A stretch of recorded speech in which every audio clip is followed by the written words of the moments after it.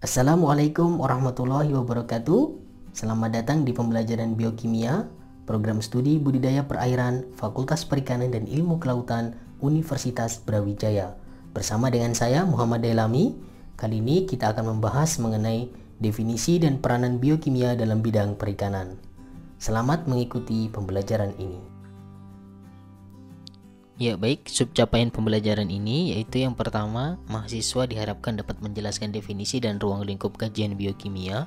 Kemudian yang kedua, mahasiswa diharapkan dapat memberikan contoh penerapan dari biokimia ini yaitu pada bidang perikanan dan ilmu kelautan. Ya, langsung saja kita bahas pertama mengenai definisi dari biokimia.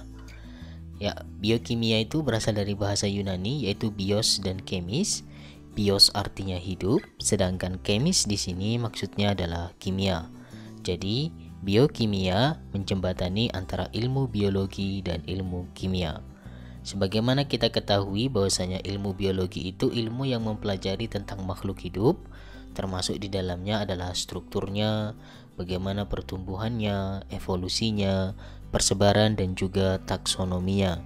Sedangkan kalau ilmu kimia itu ilmu yang mempelajari tentang materi, perubahan materi, serta energi yang menyertai perubahan tersebut.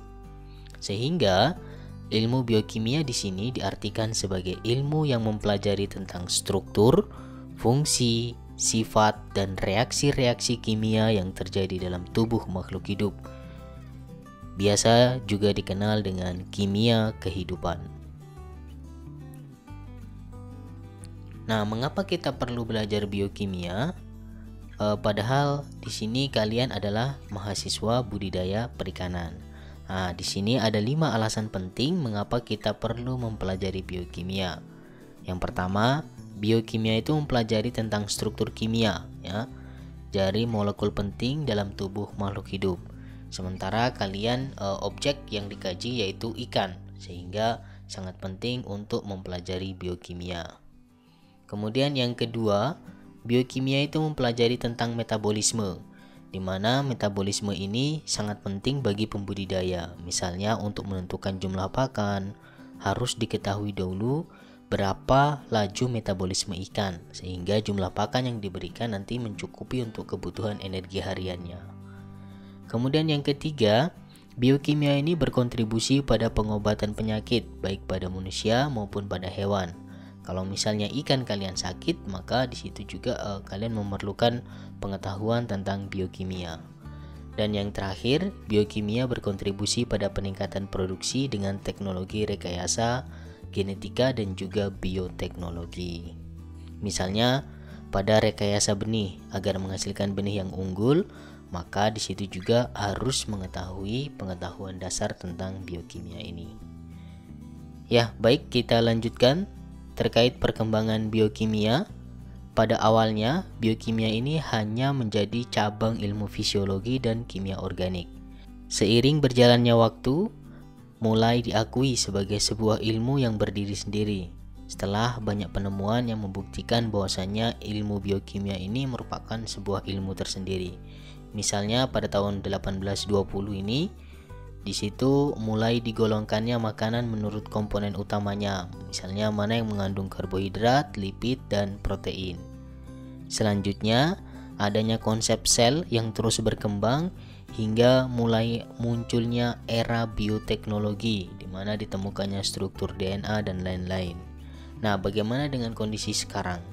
Kalau kondisi saat ini, kita sudah berada pada era genomik dan metabolomik. Kalau dulu misalnya orang masih melihat urutan DNA, untuk tahu urutan DNA itu masih sulit, lama dan mahal ya. Sekarang sudah menjadi lebih mudah. Bahkan sudah bukan hanya lagi membaca urutan DNA-nya, tetapi sampai bisa mengedit DNA yang ada di dalam suatu organisme.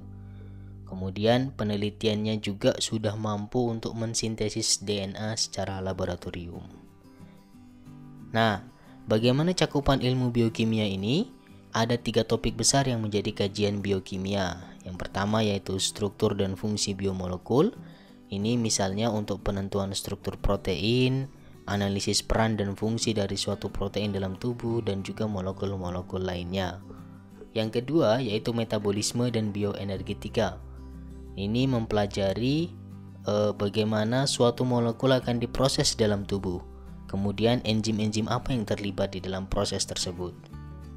Misalnya sebagai pembudidaya, kita ingin meningkatkan kadar protein dalam ikan ya. Nah, kira-kira makanan apa yang harus diberikan, atau biar ikannya cepat gemuk, makanan apa yang harus diberikan. Kemudian yang ketiga yaitu berkaitan dengan genetika molekuler. Ini berkaitan dengan informasi genetik yaitu DNA, RNA dan juga protein ya.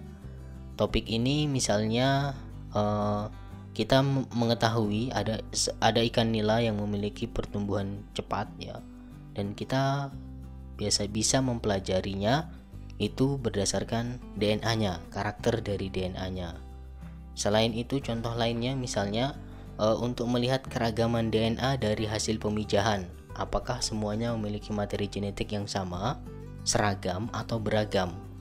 Kenapa keberagaman ini sangat penting? Karena ini akan berkaitan juga dengan ketahanan penyakit. Semakin beragam maka semakin tahan terhadap penyakit.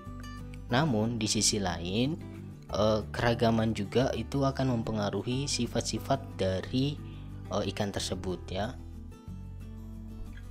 Nah, ini jadi saling berkaitan antara ketiga topik kajian daripada biokimia ini.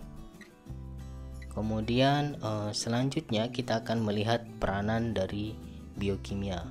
Biokimia ini banyak sekali peranannya di bidang budidaya ya. Kalau di semester-semester ke atas itu mata kuliah bidang budidaya ini nanti sangat membutuhkan dasar-dasar dari biokimia, sehingga menjadi sangat penting untuk menguasai biokimia bagi mahasiswa budidaya. Misalnya contoh yang mudah dalam membuat pakan ikan, apakah kita hanya asal mencampur bahan-bahan yang ada? Tentunya kita harus menakarnya terlebih dahulu. Yang kita harus menghitung atau menggunakan bahan yang mengandung protein berapa persen, karbohidrat berapa persen, dan lain sebagainya. Kemudian dari mana kita bisa mengetahui kalau bahan ini mengandung protein, karbohidrat, dan lain sebagainya? Tentu saja dari penelitian-penelitian biokimia.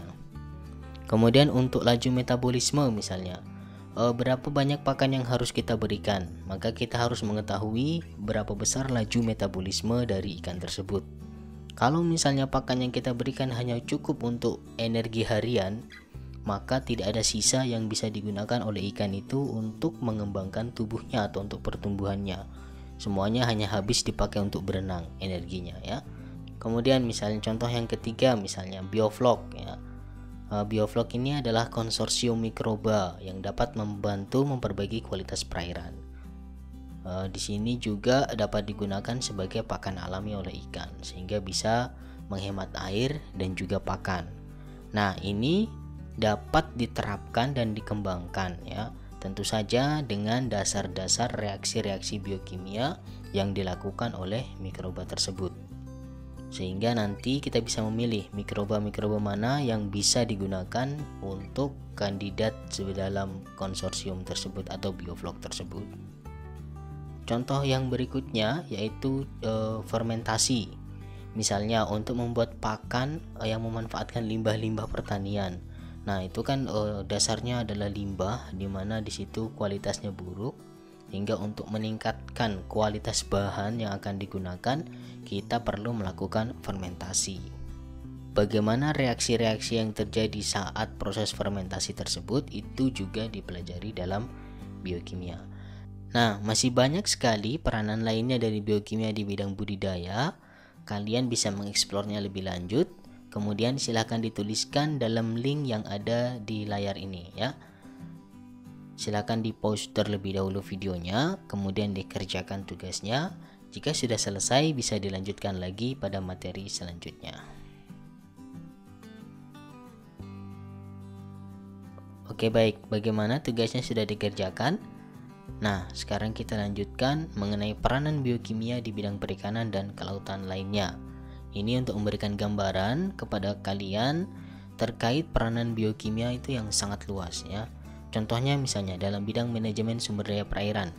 bagaimana aliran energi dari rantai makanan dalam ekosistem itu akan berhubungan dengan carrying capacity. Kemudian di THP misalnya pemrosesan pasca penangkapan supaya ikannya tidak busuk itu seperti apa ya. Kemudian untuk MSP dan IK, misalnya menentukan area zonasi dari kawasan konservasi, mana yang menjadi zona inti, tidak boleh ditangkap sama sekali sumber dayanya. Dan juga misalnya contoh berikutnya yaitu di bidang PSP ya. PSP itu berhubungan dengan penangkapan ya. Misalnya kita mau merancang sebuah alat tangkap itu gimana kita bisa mengetahui ikan tersebut dapat menerima rangsangan atau menerima umpan yang kita berikan. Nah, itu dipelajari mekanismenya dalam bidang biokimia juga. Nah, dalam bidang sosial ekonomi misalnya berkaitan dengan penentuan harga produk perikanan misalnya. Kalau misalnya kita tidak tahu manfaat kandungan yang ada dalam produk perikanan tersebut, mungkin kita akan memberi harga yang murah. Tapi dengan kita mengetahui peranan dan manfaatnya, kita bisa memberikan harga yang sesuai. Nah, dan sebenarnya masih banyak lagi peranan-peranan yang lainnya, mungkin nanti bisa dieksplor ya. Baik, demikian tadi pembahasan mengenai definisi dan peranan biokimia dalam bidang perikanan. Selanjutnya, adik-adik bisa melanjutkan pembelajaran ini dengan mengerjakan soal latihan yang telah diberikan. Jika ada yang ingin ditanyakan, dapat menulisnya di kolom komentar atau nanti kita diskusikan pada saat Zoom meeting. Terima kasih atas perhatiannya. Mohon maaf apabila ada kesalahannya. Wassalamualaikum warahmatullahi wabarakatuh. Sampai jumpa di pembelajaran selanjutnya.